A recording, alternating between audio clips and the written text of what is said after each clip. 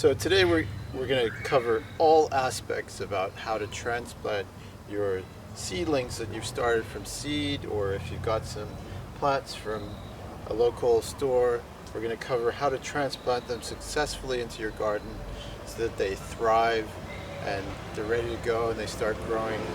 They don't just curl up and wilt. So the first thing that we should talk about is you have to set the stage for the transplanting before you actually do your transplanting. So the way you set the stage is you pick a day that ideally a day either after it's rained or right before it's going to rain, like on a day that it's about to rain is the perfect time to actually do your transplanting. But if it's a dry day and you're doing transplanting, it helps to water the soil before you transplant, because what you're doing is you're essentially moving house for the plants. So if you as we well know, when you're moving house, it's a traumatic experience. So these plants are going through trauma because they're moving from one house to a new house, and we want to make that experience to as least stressful as possible for the plants. So the one way we make that is we kind of make the soil as wet as possible, because that'll ease the transplant shock that we have. Another thing is you want to acclimatize your plants to the outdoor climate. Let's say you started these seeds indoors and now you want to put them outside. That's a change in the environment. It might be a lot hotter outside, it might be a lot cooler. So you want to leave your seeds in a protected area outside, maybe out of the way of the wind and the sun, but it's still outside at least a couple hours a day before you transplant it outside, so that the plants can acclimatize to the outdoor environment where they're going to live before you transplant them. So the other thing is you want to be able to assess your seedlings to determine whether they're ready to transplant. So I have a number of different plants here at different stages of development. So I'll just go through some of these different things and explain why or why not they're ready to transplant. So you can see here I started some beets.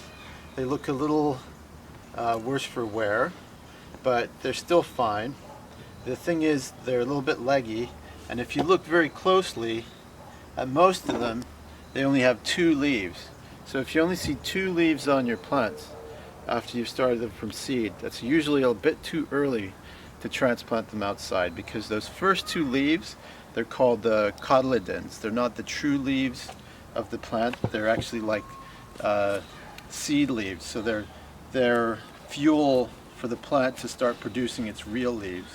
So you want at least 2 or 3 sets of true leaves before you actually transplant outside. So what I might do with these is transplant them before I transplant them outside, I might transplant them into a second pot before I transplant them to their final resting place. And that'll help kind of situate their roots and promote the speed at which they develop before I transplant them into the ground.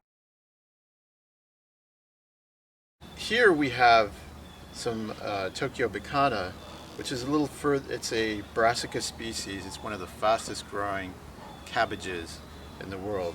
It can go from seed to being fully developed in something like 40 or 50 days. So you can see it's a little further along than the beets. So I'll try to dig one out so you can see that a little better.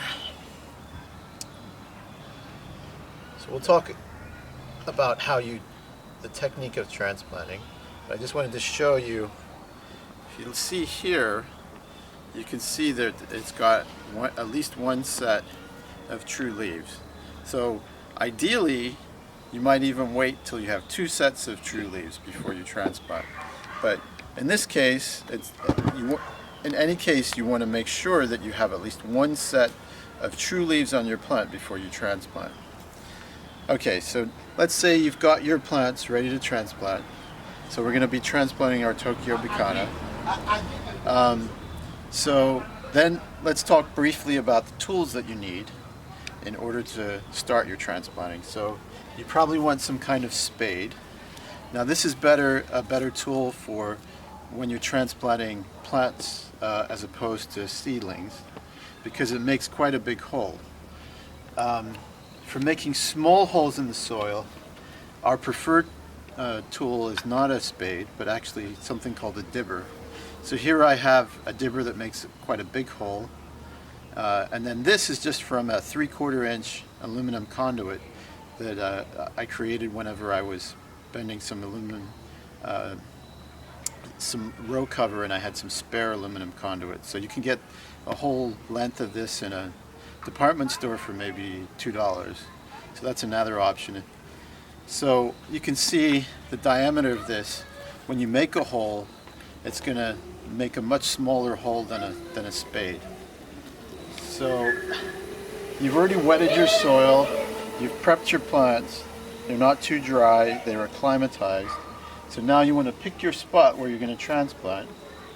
So remember, when you're doing the spacing for your plants, you want to consider the mature size of the plant. You don't want to just think, okay, this plant is tiny now. You have to think about the spread, the radius or diameter of the plant when it's fully mature. So taking that into account, you're going to find the spacing that you want for your plants. And in order to maximize your space, a lot of farmers will do rows of plants, because the reason why they do that is because they have to drive their equipment down through in between the rows of plants. But in a home garden, we don't have equipment for our gardens. So in order to maximize our space, we actually want to use a hexagonal spacing. So that means that we'll space here, space there, and we'll space in between in an offset. So for example, here is a good spot. So when I make my hole, I want to make it a little deeper than the actual size of the root system of the plants that we're transplanting. And the reason why, even though the seed's roots are not going to fill that hole, it will gradually fill with soil, and it'll provide a little bit of extra oxygen and water as the plant acclimatizes it to its new location. So take that little seedling that we had before. You typically want to hold it not by the leaves because they might break off, but about halfway up the stem. You can see the root system and you can see the leaves above. And then you want to dangle that in the hole. Now if it slips too far in, you have to very delicately lift it up with one hand. And then you essentially want to fill in the soil around that seedling so that it's secure. It's important that you get it secure at this point, because if you don't get that plant secure, it's going to flop over as it grows bigger. So that's a pretty good transplant of the Tokyo Bacana. So if you have a larger plant, like a strawberry, or you're doing some tomato transplants from a big box store, you're going to need to use a spade and create a bigger hole. When you're taking the plant out, and it's an established plant, you want to make sure that you don't break. You want to disturb the roots as little as possible. So one way you can do that is just kind of tap on that to loosen it. You can see all the roots here of this. Now if you're doing that for, I forgot to show, if you're doing that for these little seedlings, you definitely don't want to be pulling it out like this. You want to be digging underneath, so you're disturbing the roots as little as possible. So you can see here, we want to keep as much of that root system as possible, because there's a large root system, and the roots are actually more important than the leaves. So we actually have multiple strawberries here. What I like to do is dangle as I separate the plants, I like to dangle it over where I'm transplanting so that if there's any loose soil, this is going to fall into the garden and add to its nutrition. So I have 2 plants here. I'm going to very gradually separate their root systems. I'm trying not to disrupt or destroy their roots as much as possible. There we go. So you can see the roots here. So I'll pick a spot right here.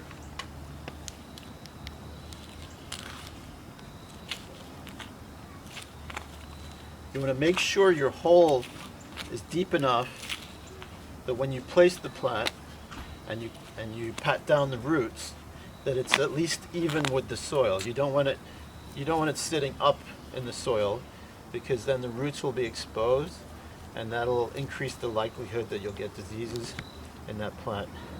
So you want to make sure that you're digging at least deep enough that when you put the plant in,